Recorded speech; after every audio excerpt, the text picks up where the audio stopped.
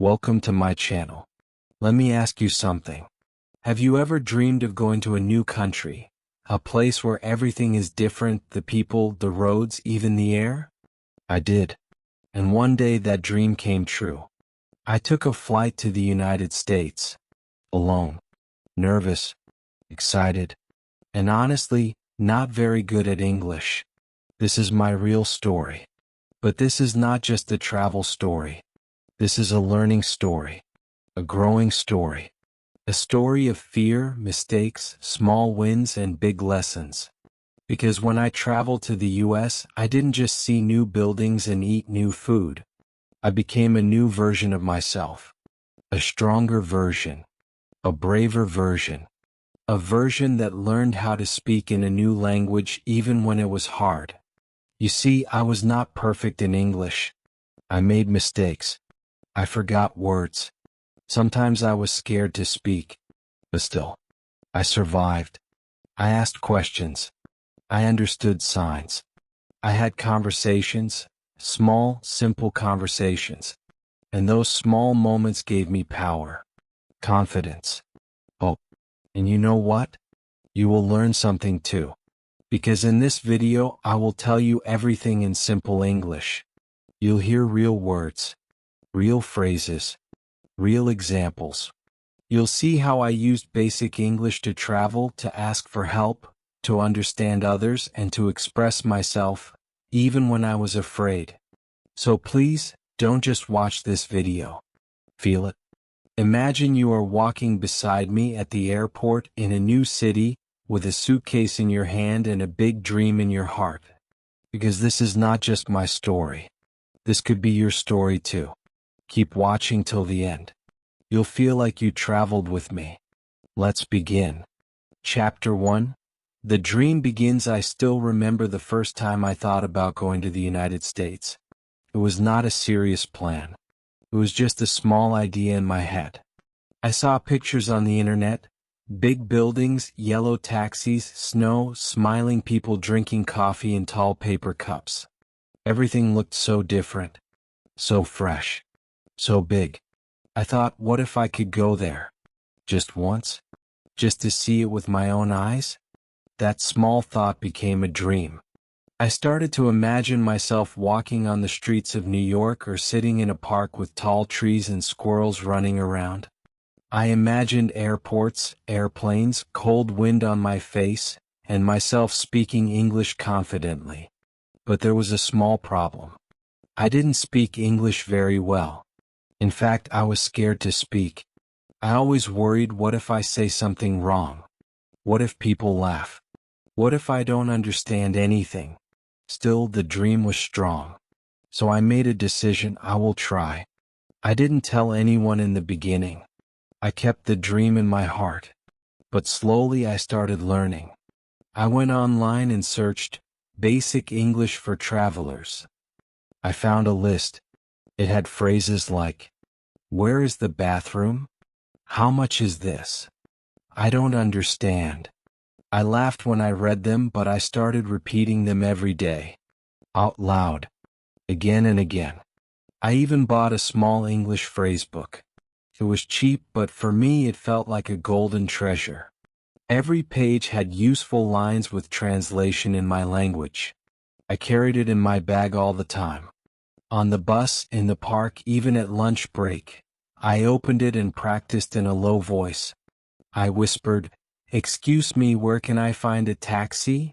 Again and again. My tongue was learning. My brain was waking up. Then came the big step, telling my family. One night I sat with my parents. My heart was beating fast. I looked at them and said, I want to apply for a visa to go to the United States. There was silence for a second. Then my mother looked surprised. My father smiled slowly. He said, "Are you sure?" I nodded. "It's just a visit. Maybe for learning. Maybe for life experience," I said. My voice was shaking. But my dream was strong. My mother touched my hand and said, "If it's your dream, go for it. But be careful." That moment gave me power. Support from family means everything. I knew the journey wouldn't be easy, but I was not alone. The next weeks were full of excitement and waiting. I started the visa process. It felt like a test. Many forms, documents, pictures. I had never done something so serious before. I searched online. How to prepare for a U.S. visa interview. I watched YouTube videos, read articles, and practiced answers in English. Why do you want to go to the U.S.? Who will support you? What will you do there? I spoke to the mirror like a student. Every morning I practiced my English sentences. Every night I dreamed about standing in front of a visa officer, speaking with confidence. But deep inside I was still scared. What if I forget my English in the interview? What if I freeze? What if they say no? One day I decided to face the fear. I wrote this sentence on a piece of paper and stuck it on my wall. Be afraid, but do it anyway. That sentence became my fuel. The funny thing happened during this time. I was so focused on English I started talking to myself. One day I was walking to the store and I kept saying, "Where is the bathroom? Where is the bathroom?" out loud without thinking. A man passing by looked at me confused. I smiled and just walked faster. Learning can be embarrassing, but it's also fun. As the interview day came closer, I prepared more and more. But I also started feeling proud. Even before stepping into the U.S., I was already growing. I was learning to take steps. I was learning to believe in myself. And most importantly, I was learning to use English, not as a subject but as a tool for life. That was the beginning. A dream, a decision, and small actions every day. That's how my journey to the United States started. Not with a ticket. Not with a suitcase. But with a dream that refused to stay silent. And the real adventure was just about to begin. Chapter 2. Airport Adventures. This is where the real journey began, not just in distance but in feeling. After weeks of preparing, after practicing simple English phrases and memorizing answers for the visa interview, it was finally time to pack my bag and step into a new world. I packed my things slowly. My passport, my visa, a small English phrasebook, a notebook with basic sentences I had written myself. A few clothes, snacks from home, and a photo of my family. I wasn't just packing items.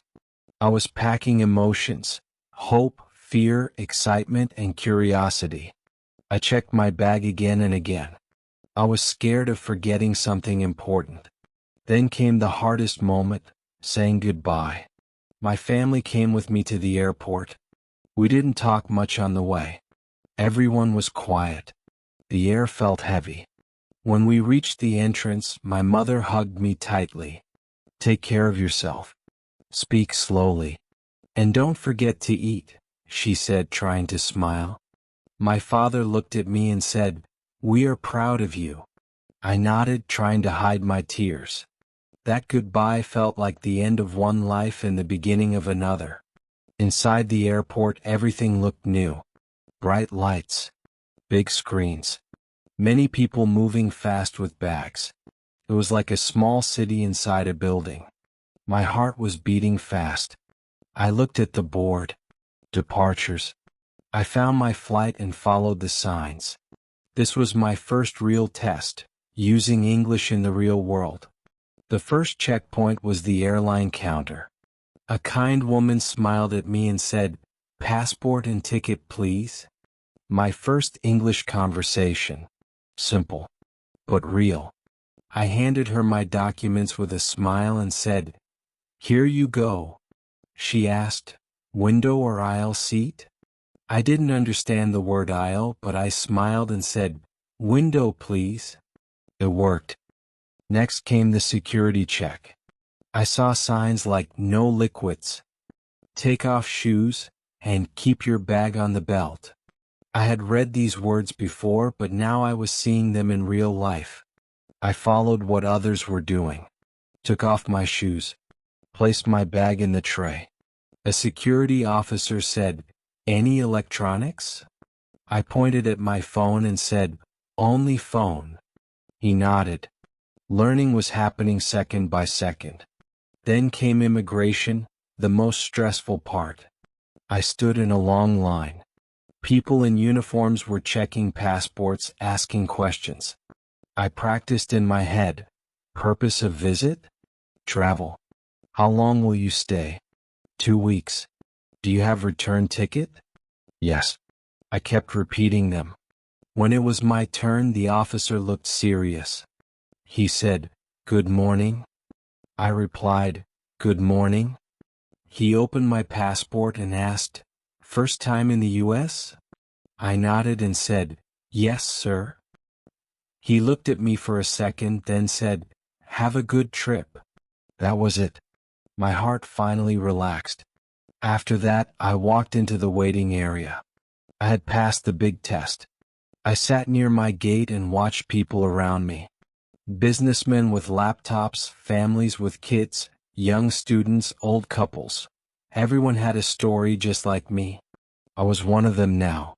I was not just dreaming anymore. I was living it. While waiting, I heard announcements.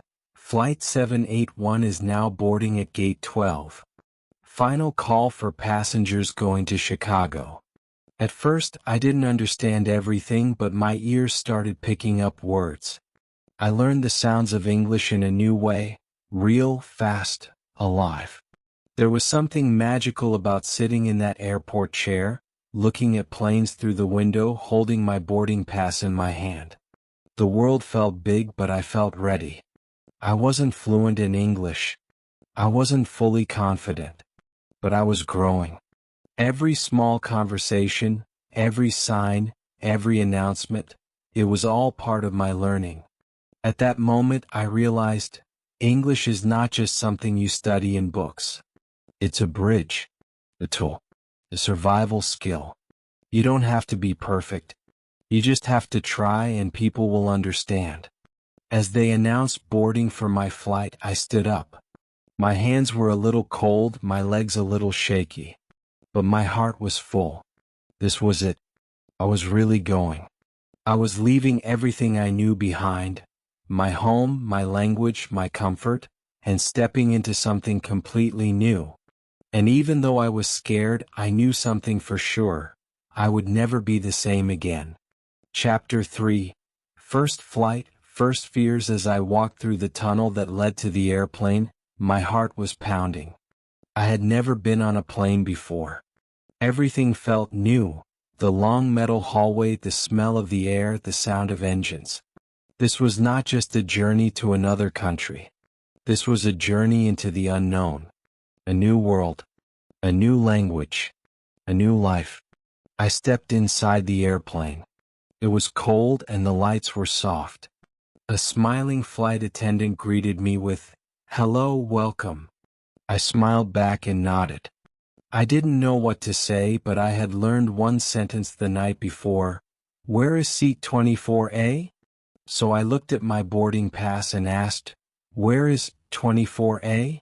The flight attendant pointed with a smile. "This way, sir." That small success gave me courage. I walked down the narrow aisle, trying not to bump into people. I found my seat near the window. I sat down, took a deep breath, and looked outside. The runway lights were blinking in the distance. I couldn't believe it. This is really happening. As people filled the plane, I kept quiet. I looked around. Some were already sleeping.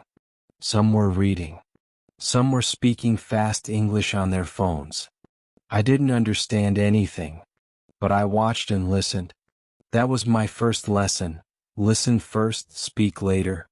After a while, a flight attendant came by with a tray. She asked, "Would you like something to drink?" My heart jumped. I had practiced one sentence. "Can I have water, please?" I said it softly.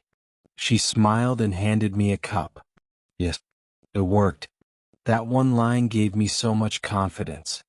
Then came the food. She gave me a menu. Oh no. Panic. I couldn't understand half the words. Pasta? Chicken? Something with mushrooms? I didn't want to make a mistake. So I just smiled, pointed to the first option and said, "This one, please." She nodded. Problem solved, with just a smile and a finger. In that moment, I understood something important. You don't need perfect English to survive. You need to be calm, kind, and clear. When I opened the food tray, I was scared again. A small plastic box with pasta, a bread roll, some butter, and something sweet. I looked at it like it was a science project. I had no idea what the dessert was, but I tried it. It was sweet and soft, not bad. I smiled.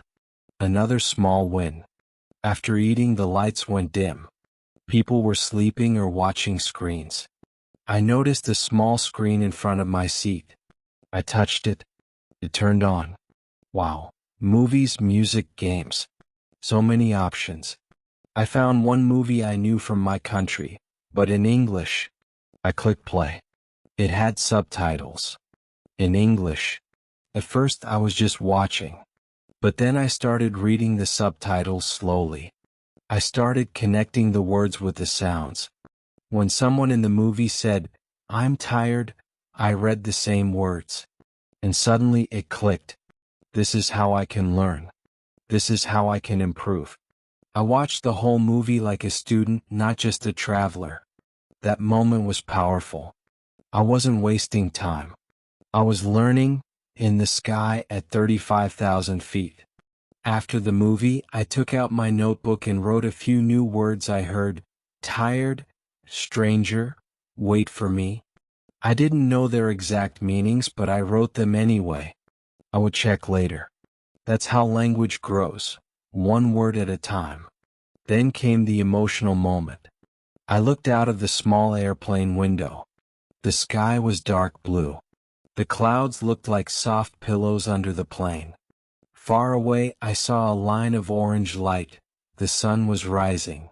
And suddenly, I felt something deep inside. This is real now. I am flying. I am going to a new land. A new life. A new me. Tears came to my eyes. Not because I was sad, but because I was proud. I had come this far. I had crossed fear. I had spoken English. I had survived my first meal. I had watched a movie. I had started learning, for real. I closed my eyes. I didn't sleep much, but I rested. And in my heart, I said a small sentence in English: I can do this. That flight was more than just a way to go to America. It was my first classroom. My first test. My first success. And the best part? The real adventure hadn't even started yet. Chapter 4. First steps in America. The airplane slowly touched the ground. I looked out of the window. The sky was bright. The runway stretched far ahead. My heart started beating faster. This is it. I am in America now. After hours in the air, after weeks of preparation, I was finally here, in a country I had only seen in movies and photos. My dream had become real. But now a new question came. What do I do next? As I left the plane and entered the airport, everything felt different. The air felt colder. The people looked bigger, taller, louder. I heard English everywhere, fast, non-stop, and with accents I wasn't used to. I saw signs everywhere: exit, restroom, baggage claim. I had learned these words before, but now I had to use them. Real life had no pause button. I followed the crowd. Everyone seemed to know where they were going. I tried to stay calm, but inside I felt nervous, like a small child in a big city. I saw a woman near me and took a deep breath. My first step in real American English. I asked, "Excuse me, where is the baggage claim?" She smiled and said, "Just follow the signs down the hallway, then take a left." I didn't understand everything she said, but I caught the word left. I nodded and said, "Thank you." I found the baggage claim area. My suitcase came slowly on the moving belt. I grabbed it and looked around. Now came another challenge: getting out of the airport and finding a taxi. I walked toward the exit. Big glass doors opened and suddenly I was outside. The air hit my face, cold and fresh. People were rushing by. Cars were moving fast. Taxis were honking. I stood there for a few seconds holding my bag, feeling lost. What do I do now? I remembered a phrase I had practiced many times. Where is the taxi? So I walked up to a man standing nearby and said, "Excuse me, where is the taxi?" He pointed and said, "Right over there, under the yellow sign." I looked. Yes, I saw the yellow sign that said, "Taxi" in big letters. I smiled and said, "Thank you." I had done it. One sentence. One answer. One step forward. I walked to the taxi line and waited. A yellow car pulled up. The driver looked at me. "Where to?" he asked. I had written the hotel name on a piece of paper, so I handed it to him. He looked at it and nodded. "Hop in," he said. Now came the funny part. Inside the taxi he started talking. Fast. Very fast. "You visiting? First time? Cold weather today, huh?" I froze. I didn't know how to answer all his questions. I just smiled and said, "Yes, first time." He kept talking. I kept smiling and nodding. At one point I thought he asked, "Are you tired?" I answered, "Yes, I'm very excited." He looked confused. I had mixed up tired and excited. We both laughed. That moment taught me something important. It's okay to make mistakes. People laugh with you, not at you, if you are kind and open. While in the taxi, I opened Google Maps on my phone for the first time in the US. I typed the hotel name and saw the route. I wanted to make sure we were going the right way. The map showed street names like Fifth Avenue, Broadway, Lexington. I read them out loud in my mind. This is how I'll learn, I thought. Not just by reading books, but by living the words on real streets. We reached the hotel. I paid the driver and said, "Thank you very much." He smiled and said, "Enjoy your stay." Another small success. I walked into the hotel with my suitcase. The door opened automatically. A man at the front desk smiled and said, "Hello, welcome." I smiled back.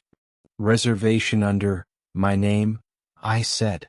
He checked the computer, gave me a key card and said, "Room 204, take the elevator to the second floor." I nodded. No problem. I had survived the first hours in America, with only simple English, a smile and a little courage. As I entered the room, I sat on the bed and took a deep breath. I looked around. It was clean, warm, quiet.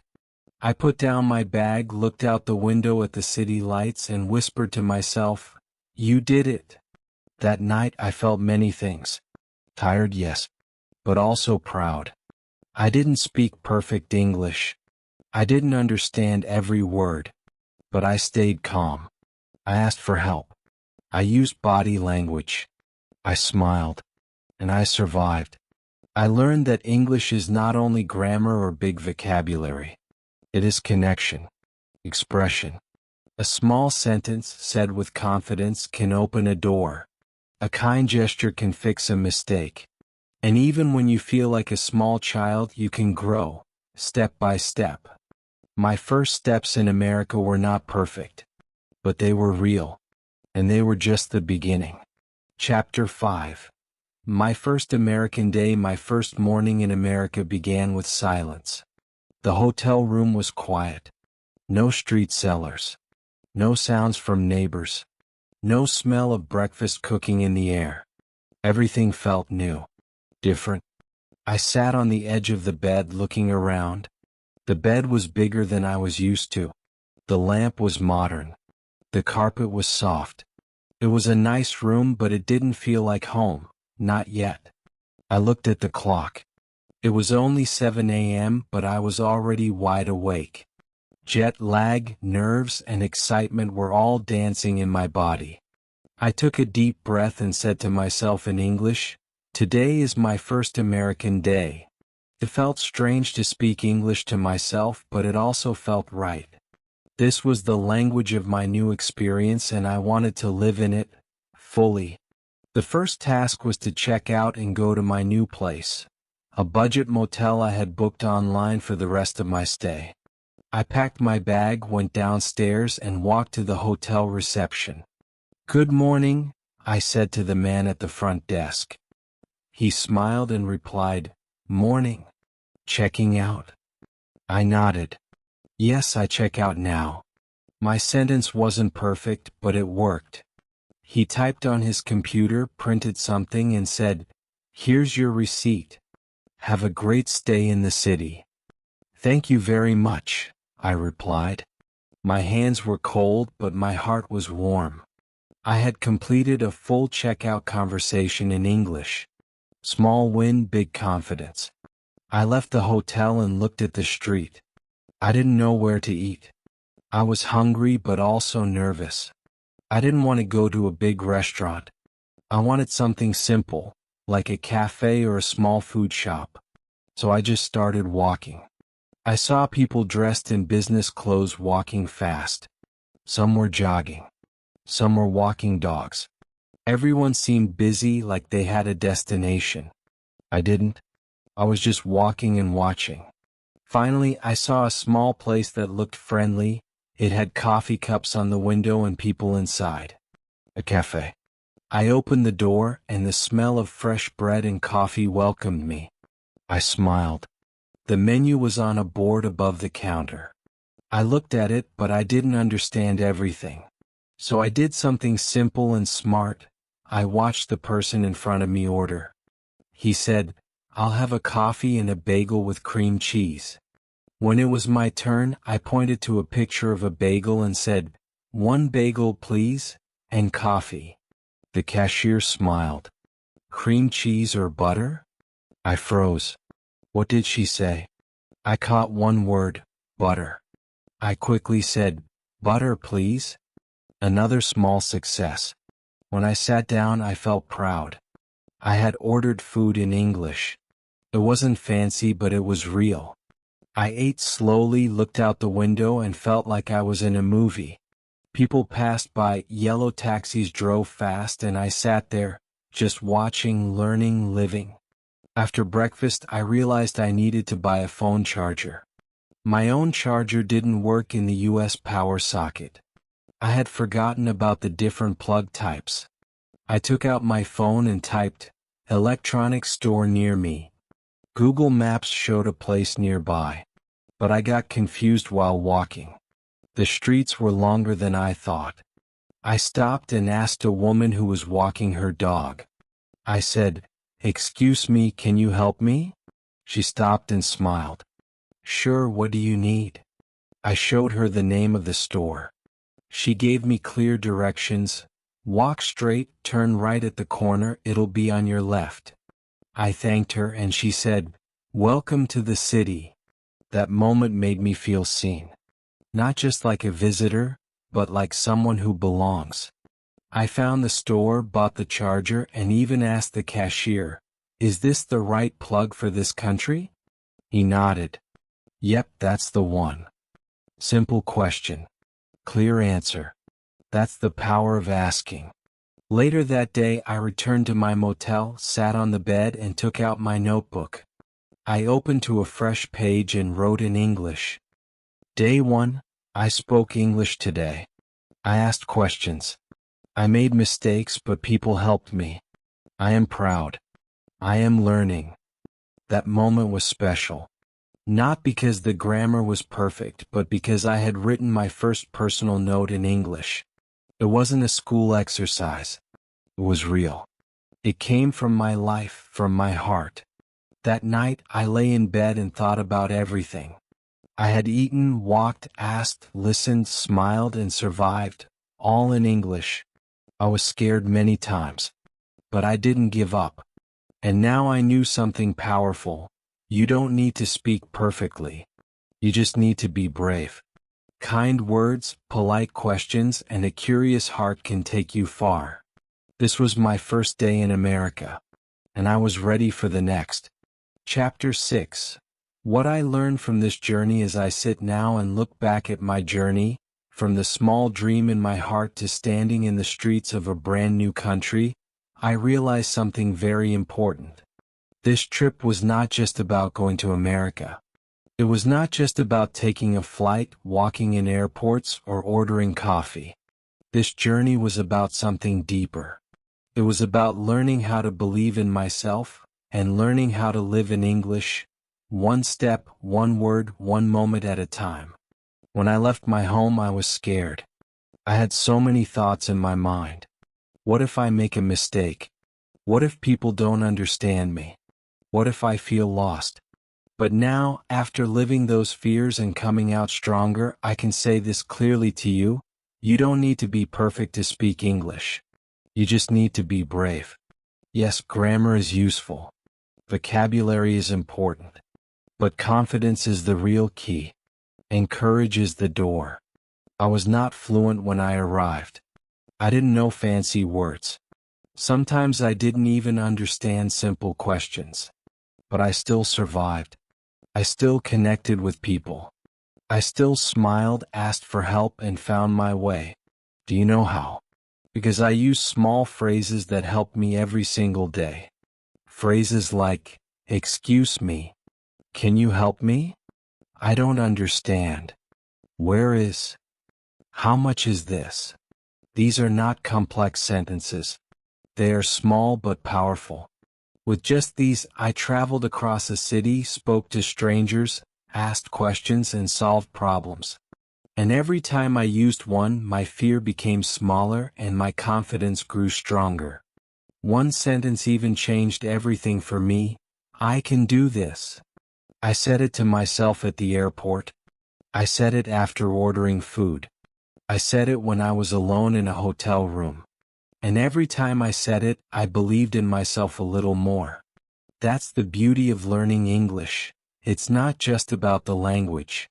It's about your mind, your spirit, your growth.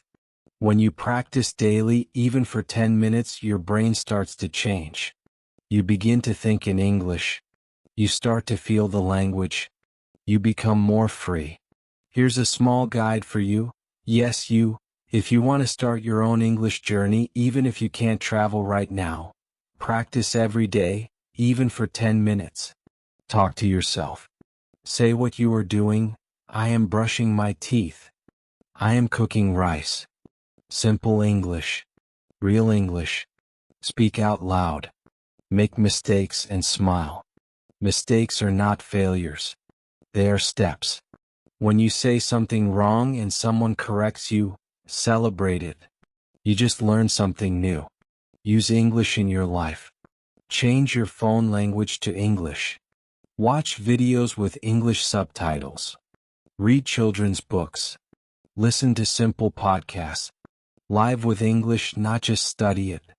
Be curious, ask questions. If you don't know a word, don't feel ashamed.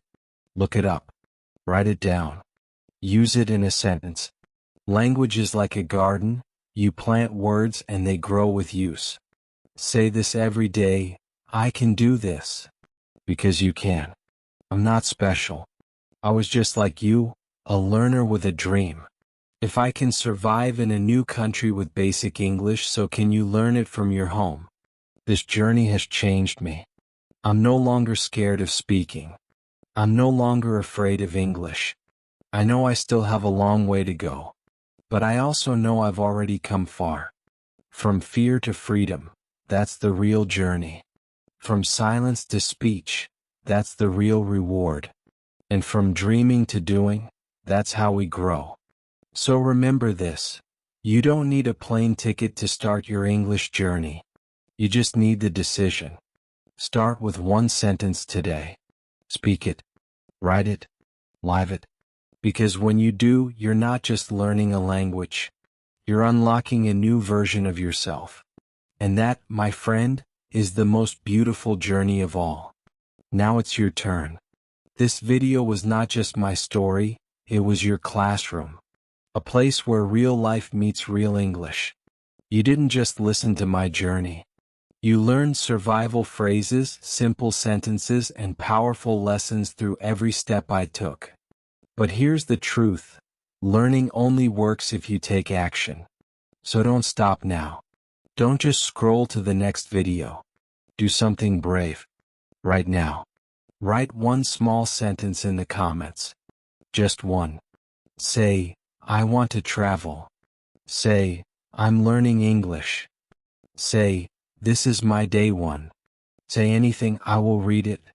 I will reply. I will support you. Because every big journey starts with one small step, and your first sentence could be that step. If this story helped you even a little, please like this video, leave a comment, and subscribe to the channel. More true stories are coming. More simple English. More heart. More power. This is just the beginning. You are not alone in this journey. I'm walking with you. Let's keep learning together.